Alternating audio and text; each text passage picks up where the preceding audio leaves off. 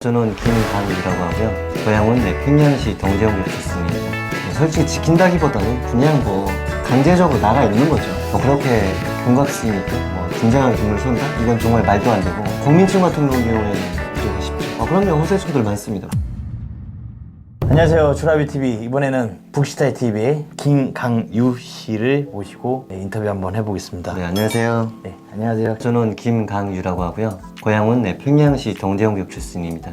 오는 경로는 DMZ를 넘어서 오게 되었고요. 북한의 장비들이 좀 어때요? 노후화가 많이 돼가지고 기름도 없고 연료도 없기 때문에 차돌 같은 경우에는 기동도 못하고 포돌 같은 경우에도 관리를 잘 안 해가지고 녹슨 부분도 많고 만약에 일단 유사시에 전투동원대에 들어가도 제 성능을 다하지 못하는 상태라고 보시면 됩니다. 야시경 같은 거 많이 봐요?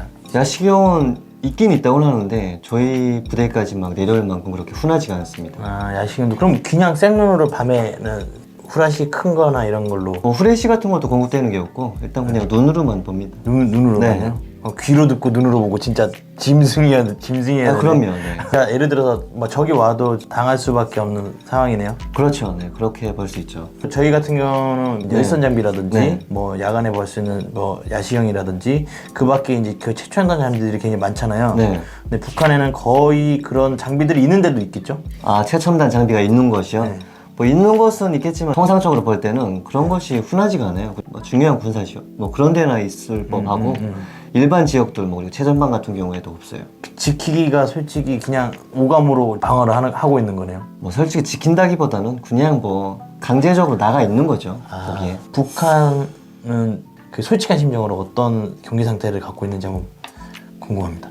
북한 경계 수준 같은 거 말씀이시죠? 예, 예를 들어 근무 상태라든지. 근무 상태를 보면 북한군은 근무에 대한 만성화가 생겨가지고 네. 그렇게 경각심 있게 긴장하게 근무를 쏜다? 이건 정말 말도 안 되고 네. 진짜 사단이나 연대 거기 대대장들이 이렇게 권미를 내린다고 할 때만 그때만 보여주기 식으로 이렇게 근무를 잘 서는 걸 보여주고 그 외에는 근무를 잘 설 리가 없죠.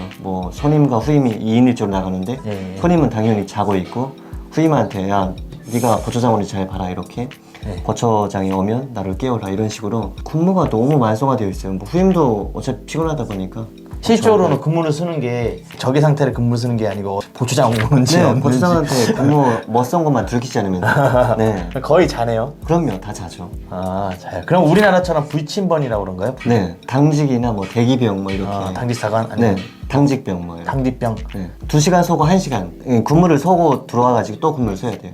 아니면 이런 것도 있어요. 대기병이라고 또 따로 있는데 대기병은 그냥 병실에서 2시간 근무 서는 사람. 잠은 언제 자요?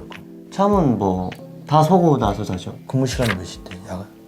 야간에 2시간 2인 1조가 되어가지고 2인 1조로 네. 2시간씩? 네, 맞습니다. 원칙상은 한 명이 경계 서면 한 명이 조금 쉬고 있고 2명 다 똑같이 서야 돼요, 원래는. 원래는 똑같이 네. 해야 되고 감시 상태가 이렇게 딱 좋지는 않네요.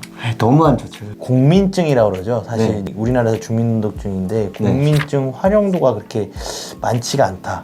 우리나라는 솔직히 우리 대한민국은 여기서 보니까 주민등록증이 진짜 매사에 다 필요하잖아요. 북한 같은 경우에는 그런 활용도가 없어요, 솔직히. 여행 가거나 이럴 때도 물론 여행의 자유가 없기 때문에 여행을 마음대로 갈 수 없는 것도 있고 저는 알기로는 이게 지역을 통과할 때는 국민증을 사용한다고 이렇게 들었는데 검열하면 들키면 사용을 하는데 들키면 일단 문제가 되기 때문에 합법적으로 다닐 때는 물론 국민증을 갖고 다녀요. 근데 국민증 보자는 얘기를 잘 안 해요. 저 지역간 다닐 때 정말 이 사람이 이상하다 그리고 저 사람 신고 들어왔다 그럴 때만 국민증 검사를 하게 됩니다. 일반 주민들도 똑같은 거죠? 다. 일반 주민들도 다 똑같고요. 그리고 좀 특이점이 있다면 평양시랑은 좀 국민증이 다르거든요. 평양은 시민증이라고 네, 시민증이라고 있습니다. 그리고 지방 사람들은 국민증을 써요. 네. 근데 그 생김새부터 완전 다르고 그러니까 이게 국민증이 약간 저는 이렇게 언뜻 본 적이 있는데 지문 없고 그냥 사진이랑 이렇게 글씨로 쓴 것처럼 이렇게 되어 있는 걸로 시민증은 우리나라의 그 주민등록증이랑 거의 비슷합니다. 평양 시민증.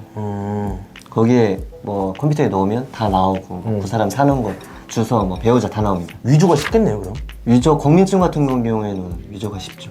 그래서 제일 많이 사용하는 게 어떤 지역을 넘어갈 때만 국민증을 사용. 그렇죠. 어떤 지역을 넘어갈 때, 장사할 때.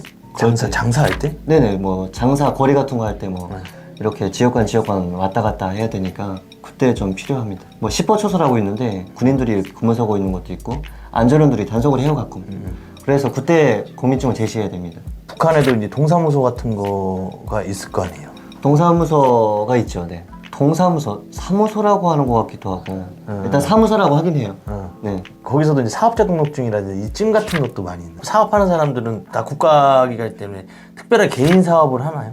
아, 개인 사업은 합법적으로 허용이 안 됩니다. 그래서 증이 발급이 안 돼요. 무조건 국가에서 그 사람한테 이런 사업을 해라. 허가를 해주는 거죠. 근데 보통 공장 기업소나 뭐 회사에 그런 걸 허가증을 주면 좋지 뭐 개인한테 그런 걸 주고 그러진 않아요. 그냥 그냥 허가증이네요. 그냥. 그럼요. 허가하는 거죠 그냥. 북한에도 이제 신용카드 같은 거는 제가 나올 때까지는 없었어요. 2013년에 군대 나왔는데 그때까지는 신용카드는 없어요. 왜냐면 신용카드가 없는 게 은행이 일단 한 개밖에 없어요. 조선중앙은행이라고 한 개밖에 없는데 거기에 돈을 맡기면 돈을 안 줘요. 그리고 그 자체 은행에 돈이 없어요. 그래서 맡기면 뭔가 찾지도 못하고 그리고 맡기는 사람도 없고 그래서 은행에다 돈을 맡기면 돈을 안 주니까 네. 그냥 그걸 그래서 신용카드가 있을 수가 없는 거죠. 북한에 신용카드 얘기가 나왔는데 일단 신용카드는 대한민국에서도 뭔가 신용이 좋아야 발급이 되잖아요. 예. 근데 북한에서는 뭐 여기는 핸드폰도 할부로 끊을 수 있고 신용이 낮아도 그렇게 할 수 있는데 북한은 핸드폰부터가 할부가 안 돼요. 그래서 일시불로 다 구매해야 돼요. 모든 걸 다.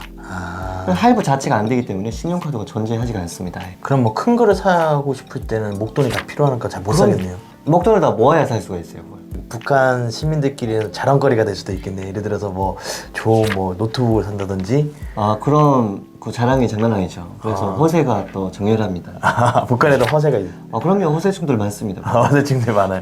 같은 민족 맞는 것 같아요. 그럼 운전면허증은 어떻게? 여기 와서 운전면허증이라는 걸 알게 되었고 제가 북한에 있을 당시에는 학생 시절에 제가 북한 사회에 있었잖아요. 근데 그때 당시에는 운전면허증에 대해서 알지는 못했습니다. 운전기사는 있는데 당연히 뭐 이런 공무원인가요 그럼? 아니요. 운전수는 공무원이 아니고 그냥 회사에 소속된 뭐 그런 기사라고 보시면 돼요. 국가에 지정된 그런 운전기사를 키워내는 곳이 있어요. 그런 양성 시절이라고 해서 뭐 6개월 정도 뭐 그 정도를 다니면 뭔가를 발급해 주는지 안 해주는지 모르겠어요. 일단 그 학교를 나와야 돼요. 그럼 북한은 차는 못 타고?